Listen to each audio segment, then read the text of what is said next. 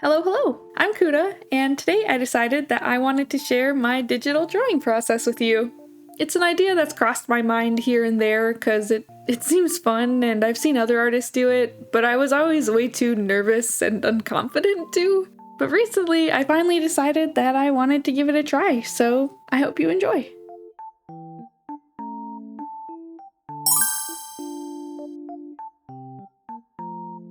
First off, I wanted to explain what I'm drawing.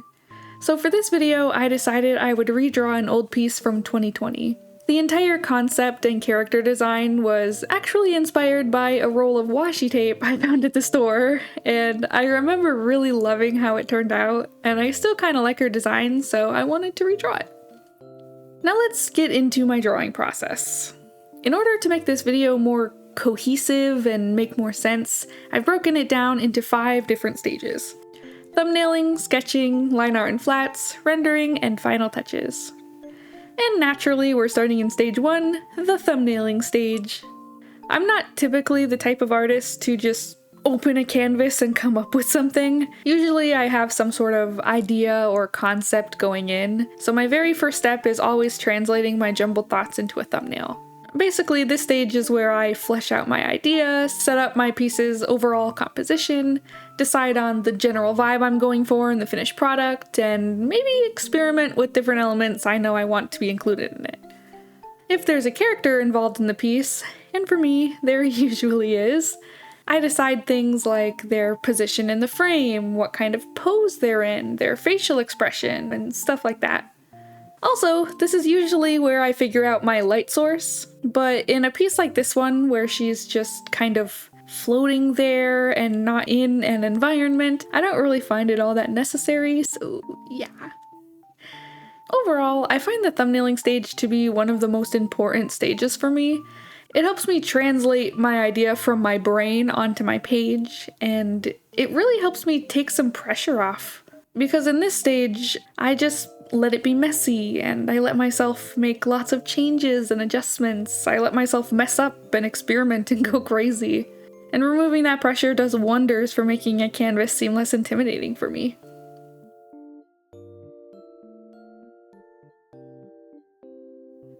The next stage is the sketching stage. Before anything else in this stage, I always make sure that I set up my character's anatomy because I find it really important. In my art style, I don't exaggerate my body's proportions. I tend to lean more on realism anatomically, so getting the anatomy situated and then building everything else around it helps me more accurately portray the character's body in the way that I like. This part goes pretty quick though, because I do tend to lay out the anatomy pretty well in the thumbnail stage, so it's really just a matter of adjusting and refining, following my thumbnail almost like a blueprint and drawing the body over top. Then once the body is situated, I'll start adding in the character's features. The face is my favorite part, so I typically go there next, but I do mix it up occasionally. However, my usual order of operations in this stage is anatomy, face, hair, clothes.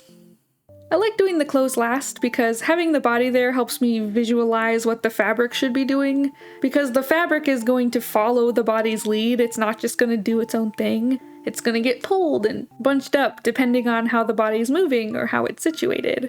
So that's basically how I figured out the whole dress situation in this piece.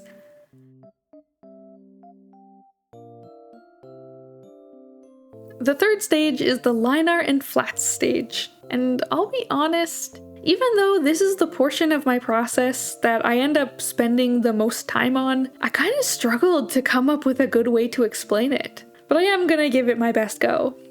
So the first part of this is line art, and what I do is literally just follow my sketch to a T. I do fairly refined sketches, so line art is basically just me prettyifying it and adding some weight to specific lines. But there's honestly not a lot of rhyme or reason to it. I just add weight where I think it would look nice or where it feels necessary. Because I like my style to have that line weight variety though, my brush of choice is fairly important. For line art, I use the script brush that comes with Procreate, but with one tiny adjustment. I added a massive taper. This allows me to play around with line weight pretty easily because I get really fine lines and really thick, juicy lines with a fairly small amount of effort. After I finish the line art, I go through and fill in the base colors. This is really straightforward. I'm literally just coloring it as if it were a coloring book. Like, there's genuinely nothing else to add here. But the fun part is that after I get the flats figured out, I'm able to color the line art, which I do with a darker, more saturated version of the base color. After that, the last thing I did here was line the clouds and hearts and then color them in.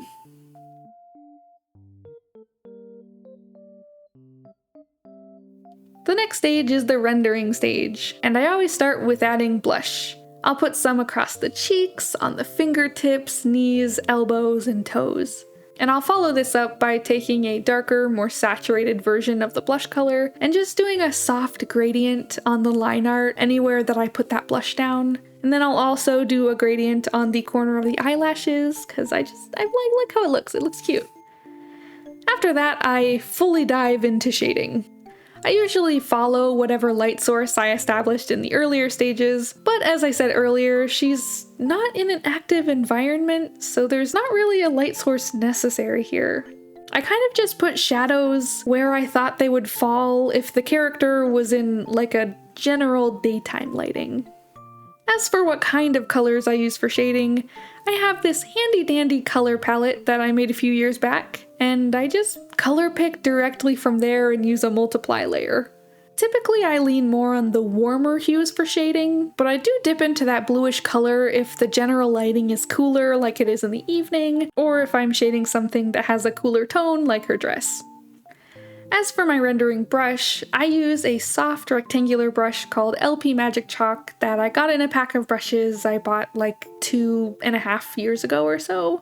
So unfortunately it's not free and it doesn't come with Procreate, but if you're looking for something with a similar effect, you can use Procreate's round brush or flat brush and just change the rendering mode to uniform glaze, and it's basically the same. What this brush allows me to do is essentially paint with low opacity. So I can go over a part I've already colored and deepen or darken the shadow depending on how many times I go over it and how much pressure I'm using. And then as I go, I will use the smudge tool with Procreate's medium blend brush, and I'll blend and soften any areas that got messy.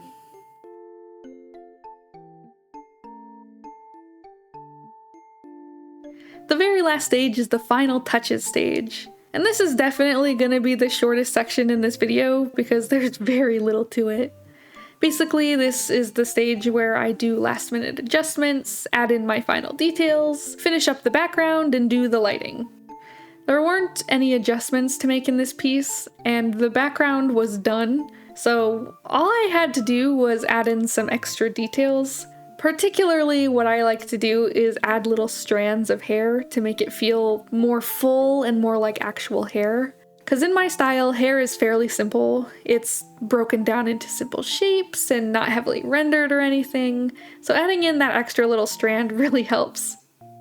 Aside from that, there weren't really any other extra details I wanted to add, so I went on to the lighting. Since there isn't an actual light source, I didn't have to add any extra lighting onto her, but in drawings like this, I like to add an overlay layer to make the character pop more, especially their face. So I did that, and then I was done.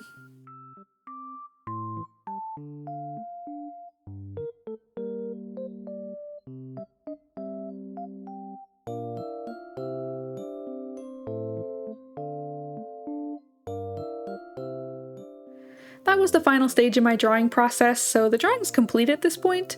But I figured before I ended, I would also quickly show you what my layer organization looks like. So what I do is I use folders to keep things organized. I make one that holds all of my line art layers and one that holds all of my color layers. And then depending on how complicated the background is, it will also get its own folder, but it didn't in this case, because it's just a circle with cartoony clouds and hearts. One thing that I don't usually put in folders though is my lighting layers. I'm not really sure why, I just don't. So they just kind of sit at the top above all the folders.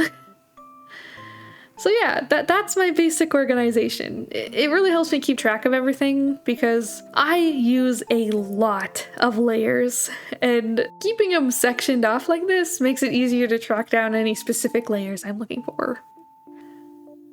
Anyway, that was the last thing I wanted to share, so today we looked at my drawing process as broken down into 5 stages: thumbnailing, sketching, line art and flats, rendering, and final touches.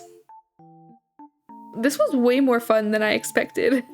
I was a little worried going in because I wasn't sure how to explain everything in like a nice, organized kind of way, and I wasn't even sure how I wanted to do it, but I really did give it my best shot, so I just hope it was somewhat comprehensible.